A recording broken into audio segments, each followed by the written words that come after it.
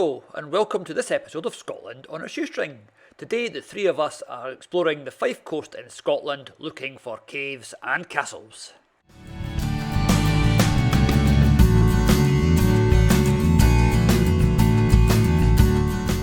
Today's wee adventure starts near the village of Buckhaven, and from there we'll be following the Fife coastal path towards East Wemyss, famous for its, you guessed it, caves and castles. De Niro loves a good explore, so let's go and get started. And as you know from our previous videos, we love a good cycle path, and this used to be part of the Fife Coastal Railway, and it goes all the way from Buckhaven behind us out to Kirkcaldy almost, so it's quite an interesting path. It goes further the other way, but we haven't really explored that yet, but one day we're going to, and you guys are coming with us. And over there, peeking through the trees, we have a castle. Yes, this part of the Fife coastal path has a castle, and it's quite a nice one. Let's go for a wee look. There we see 2/3 of Scotland on a shoestring out going to go and explore the castle. I don't know who's looking forward to it more. I'm guessing it's probably neither of them. When you're out on the Fife coastal path, you just need to keep an eye for these distinctive signs which guides your way. Told you, castle and caves, and that's the way we are going. It's not all particularly pretty because over there is a big wind turbine, and that's actually part of the Fife Energy Park where they do all sorts of research into renewable energy and stuff, but it kind of dominates the skyline. We live not far from that, and at night all you can hear is it going whoosh, whoosh, whoosh. When we first moved to the area, it took us about a month to figure out what the noise actually was. And here we have what was once a big defensive wall for that castle that we're now going to go and have a look at. MacDuff Castle, with De Niro and Bex modelling it. It was built in the 14th century, and it's actually associated with Macduff, Thane of Fife, although he was 11th century, so it's highly doubtful that he was anything to do with this place. But it's a really, really impressive castle. Look at all that red sandstone, that is just gorgeous. The most ignored sign in the whole of Fife. It says down there that you're not allowed up here, but when you get up here there's a sign that says it's a scheduled monument, which means it's against the law to damage it in any way. Which is slightly ironic because up until the 1960s there were actually 2 towers here, but somebody climbed one of them, fell off and killed themselves, so one of the towers was demolished. So yeah, it's only protected when it suits the landowner or the council. Why they got away with that I have no idea. It's a really, really nice castle. It's very impressive, and if you look at the sandstone there, you see why historic Scotland are having problems on other sites. It's all been eroded by water. There's a great danger that one day this is all going to fall down, which would be a real shame. Bits of it, as you can see, have been repaired and maintained, but it's clearly quite a popular venue for a wee drinky of the local youth of an evening, and well, why not? It's still getting used, I suppose. Oh, and down there there's a dark and mysterious staircase. Unfortunately, it's behind a big gate. So it looks like that flight of stairs goes round there, and then you can see it through that window up there, and then you can see a sort of concrete handrail at the top there, so I'm guessing it goes all the way to the top. Like I said before, we can't get in there, but what we can do when we've got the drone is fly above it and have a wee look down. And there it is, there's the top of the spiral staircase from our drone's eye view. We do love this little gadget, it's changed the way we look at things, literally.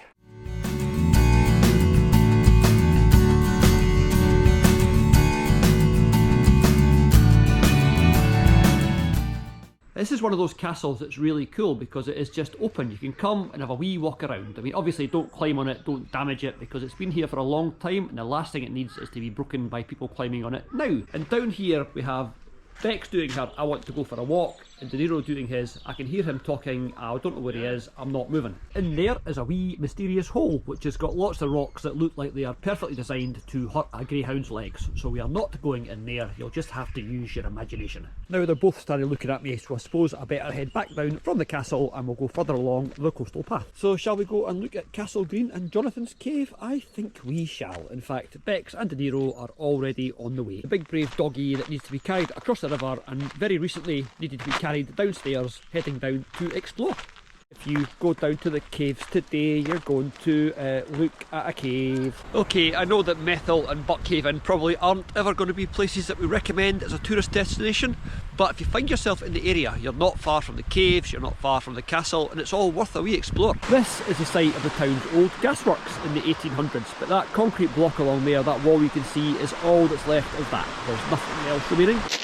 Right, before we start, by way of something of a confession, you will notice that this has been done over a few days. We didn't film this all in one day. That explains why Bex and De Niro have suddenly disappeared from some of these videos, and I am now wearing this shirt. But what I'm going to do is edit it into some sort of narrative, so we visit the caves in some sort of sequence. So you may see us jumping backwards and forwards with Bex and De Niro appearing and disappearing, and this shirt appearing and disappearing, but stick with us and excuse our really poor continuity. And this is just about the last surviving beach in Buckhaven. The place used to be famous for its beach. It was a proper seaside resort.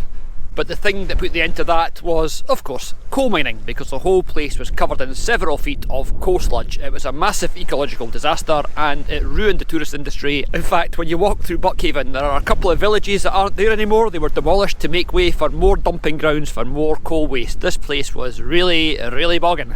Although it's quite easy for us to be snooty and look at this place and say, oh, it must have been horrible. It would have been a great community. I mean, everybody had a job, there was lots of work, people who wanted to work could work, and everybody got free coal, so they'd always be warm in the winter, which is more than we can say about some of the people in this area today.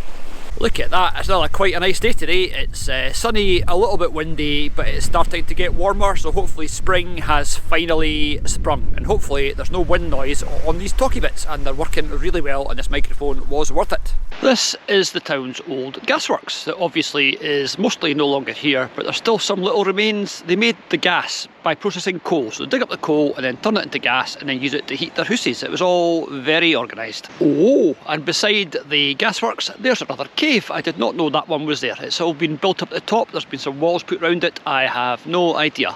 Might go for a wee look, but first we're going for a wee fly with the drone to look at the gasworks from above. And the concrete thing that we saw from back there is actually the base of an old gas cylinder. You can see the big round concrete circle there where the tank would have sat. And over there, looking quite pretty in the sunshine, is Leavenmouth. Closest to you is Buckhaven, and then there's Methil, and then there's Leven. There is actually a heritage centre nearby, the Weymss Caves place, that you can go, and they've got lots of information on these caves. So what we're going to do is go and visit that another day and then seamlessly edit it so you'll think we were there today. If there's anybody or anything hiding in this cave, I will probably poop my pants, but let's go for a wee look. You can see it's all been walled in at some point, so there might be some interesting stuff inside here, or it might just be a big manky hole.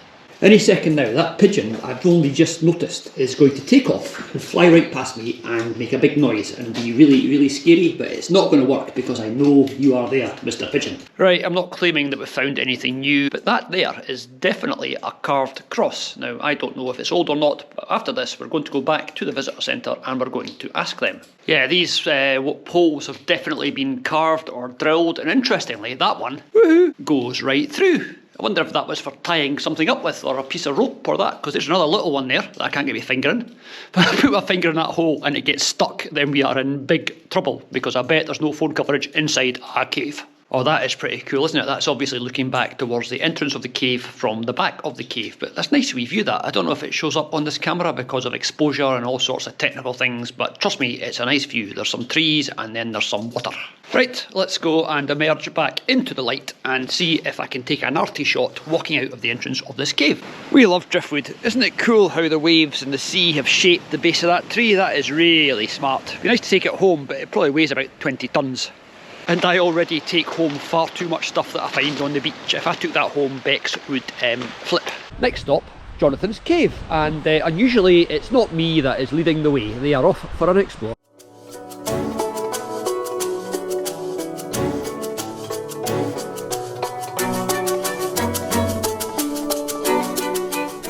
That's a fairly serious "you're not getting in" gate. This place was quite popular with miscreant youths for their alcoholic consumption and drug consumption of an evening, so it's now all been fenced off. If the caves are locked, you can go and borrow a key from 2 local shops for a £10 deposit, and then you return it. So you can buy a bottle of cheap cider and the key, come down here and get drunk. So this is Jonathan's Cave, and this is a one that is famous for its medieval boat carving, and that's the boat there you can see on the fence, and that's the boat there you can see on the quay. So let's go in and look at the boat on the wall. So we descend into the darkness of Jonathan's Cave, and there's a pigeon that's going to go flying over my head and make me go squeak. De Niro and Bex going to explore Jonathan's Cave. They're both being very brave until someone goes boom. and then they'll both just run away. One of the main reasons for the gates is that in the 1980s, a person or persons unknown got a car in here, smashed it into the wall and set fire to it, and it wiped out a lot of old carvings. A lot of stuff that was here was just incinerated and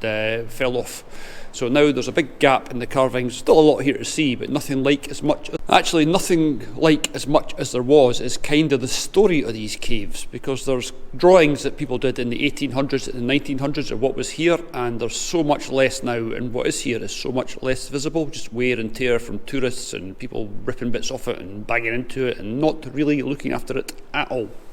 And this, believe it or not, you're looking at the carving of the boat, which is extremely significant and also very difficult to see. We only know it's here because the gentleman that did the tour showed us it. But you can see there's the line of the hull of the boat, and there's a wee bottle, and there's some lines that you see on the picture outside and on the picture on the keyring. And this is where coming on the tour is a really, really good thing to do, because that is pictish, that thing there with the squiggle, and that's one of those bars with the ball at each end, and that's a fish. And if you didn't know what you were doing, you'd say, oh, that's a fish, that is pictish. But on the pictures of the caves from the early 1900s, that fish wasn't there, so that is a recent addition that somebody has put in, and unfortunately they have done it right over the top of a big figure, a big man or woman standing there that you can see. So that is graffiti, vandalism. It's also history now because it's over 100 years old, but it's not over like 1,000 years old like that is. There's all sorts of much more modern graffiti and carvings in here. This one's quite cool that I just saw. DDEW 1816, so that's been here for a while as well. And then you get the more modern Neds that are just out with their spray paint spraying things on the walls because they've got no class. So here we are in Jonathan's cave, which is very interesting, and I'm going to say very old, and then you'll say, duh, Dizzy. Obviously it's very old, it's a cave. And every time a pigeon flies over my head, I go, eek! Unfortunately, stairs that go down, you also have to go back up again. So here we are up these stairs, getting more and more out of puff the higher we get. So the more I talk to you, the less I can actually breathe. So now I'm going to shut up till we get to the top. If you're looking for activities for the children, you've got this thing called In the Footsteps of Kings, where you download an app and then you can go out and have a big adventure, because it makes things like that come alive. Okay, I appreciate saying it makes things like that come alive is nonsense, but I've just walked up all those stairs, so my brain is not exactly working due to lack of oxygen. Right, and now we've gone up past the castle again and down the other side, and we are at the Dew Cave, so called because this is where they used to keep pigeons to get meat for the people that lived in the castle. So let's go and have a wee look. This is quite impressive. You can see how much work has gone into building this little birdhouse. Carved into the living rock, all the little nesting boxes that were put here for the pigeons to encourage them to come and live here. So yes, this is where the pigeons came who were going to be eaten. No! That was De Niro trying to have a tasty snack of dead pigeon.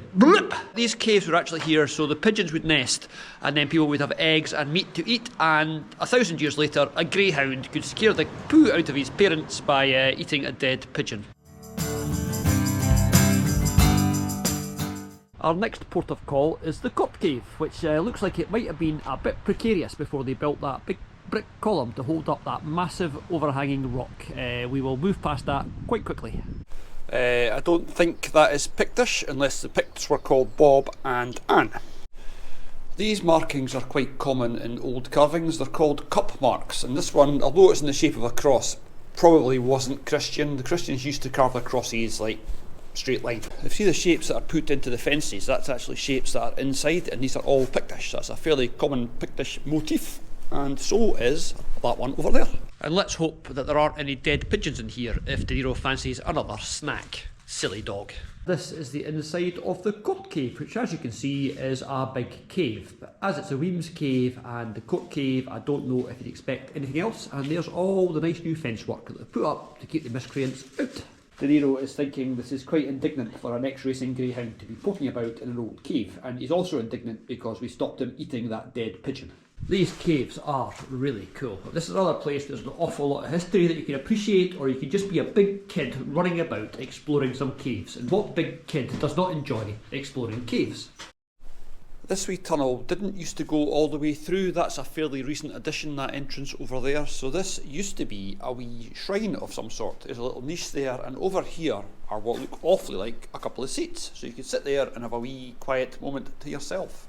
The red sandstone that the caves are carved into is quite impressive. It's a really bright, vibrant colour of red. It's really quite nice. If, like us, you're occasionally into a wee bit of cycling, this is actually quite a good path to cycle on, apart from the fact there are 3 or 4 massive sets of steps, so it's not flat. It's not a railway path the whole way, it's not flat the whole way. There are some quite big flights of stairs to negotiate.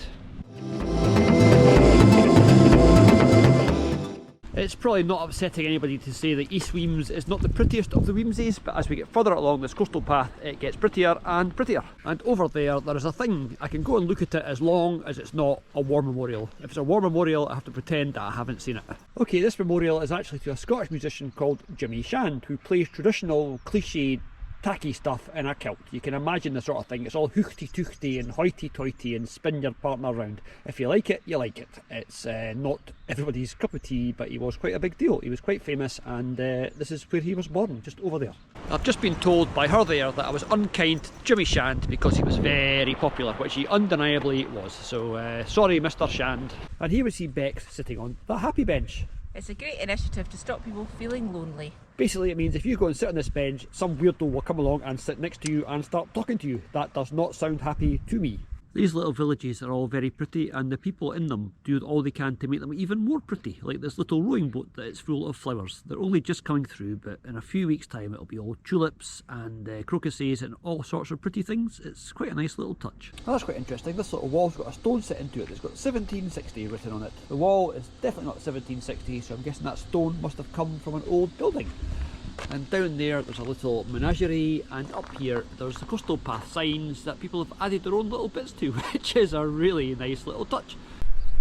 It's quite busy out on the River Forth today. There's ships going up and down and oil rigs that are getting stored there. It's quite a lot of activity. Sometimes there's nothing and sometimes there's absolutely loads. We do like all these little bits of art. There is a minion tending his guard, and over here we have a dog, a Bex and a Dino from the Flintstones. Hello Dino from the Flintstones, what are you eating? It is eating a glove. So they have a sign down there that says the shops and the Michael Memorial, and then you get to this fork in the track which has no sign, so we have no idea what we're going. We think we're going to go up the stairs, just so De Niro can demonstrate his excellent going up the stairs technique. So our 50% chance of getting the direction wrong was actually 100% chance. We went the wrong way, we've now doubled back and we're going to go up the other road. So just forget the fact that we said we were going up the stairs. What I actually meant was we're going up the hill. The wee things that you find dotted about on these explorers make it worthwhile. This, for example, is Lel's light. Who was Lel? We have no idea, but that is undeniably their light. When we do these explores, we really should start at the top of the hill and work down, because I get more out of breath the further we climb and the less sense I make. And I know when I was down there, I didn't make a lot of sense anyway, so help. This is one of these places that you walk about, you think, I wonder what that used to be, or I wonder what that used to be, and the answer is always coalfield. This was a massive colliery. All of these Weymss villages were built round mining, so they've all got these little miners' rows of cottages, which are actually really nice. We live in a miners' row of cottages in Methil, so we know what they're like. Ours are a bit older than these, but they're still very, very nice wee houses. And now we are heading down into East Wemyss Den, which is a really nice little park, and it's got some cool things in it that I think you'll all quite like, so let's go for a wee look. Oh, De Niro and Bex have already gone for a wee look.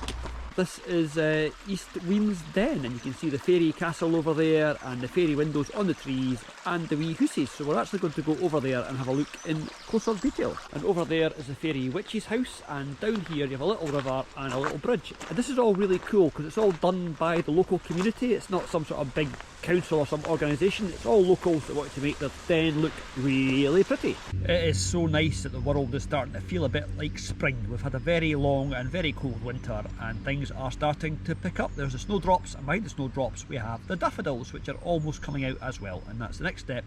Snowdrops, and then crocuses, and then daffodils, and then summer. Knock knock, Mr. Fairy, put the kettle on, we've come to visit. So there you have East Wemyss Den, which I'm sure you'll agree is very nice. And now we're going to head up and onto the main road and see what we can see there, but we suspect the answer to that is not an awful lot.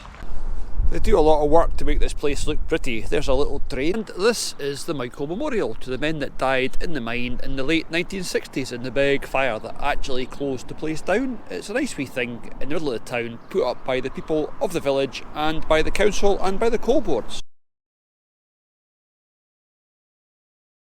This is the gates to Weymss Castle. We can't get down it. I'm not sure if it's open or it's accessible or anything. I know people still live there, so they probably don't want us wobbling about, but we'll go for a wee look with the drone from the other side. These sculptures are really cool. Lions and swans, and the swan has got a lion on its shield, but the lion has not got a swan on it. But now let's take a walk back down onto the seafront and see what we can see with our little drone. Up there, that is the back end of Weymss Castle. Not really a castle, more a big house, and it's still got people living in it. So we're going to go up for a wee look with the drone, but not to do anything too annoying or too intrusive or any of that gubbins.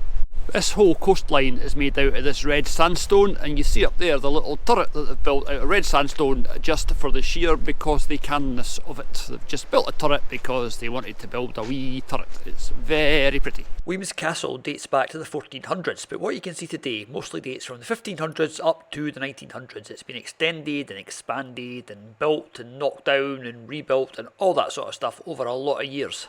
I bet it's a really fascinating place to visit, but unfortunately it's not open to the likes of us, so this drone footage is as close as we are going to get.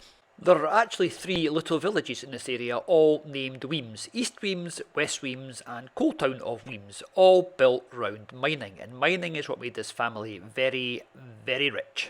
Although mining was a tough industry and a tough life, they did have benefits. The mine owners made sure there were schools and hospitals that were built for the use of the people that lived in these little villages, so it wasn't all bad. The mine owners also provided pubs and hotels for their staff, which meant A, they could keep an eye on how much their staff were drinking, and B, they could also take all the profits for themselves. These guys were not stupid. Hope you've enjoyed exploring the Weymss villages with us. And as always, if you've enjoyed this, please like and share and subscribe and all that gubbins, and we'll see you soon for more Scotland on a shoestring. And here we see De Niro incapacitated by his lead being round his leg again. Here's Bex demonstrating how to rescue a greyhound. Rescuing a greyhound just like that.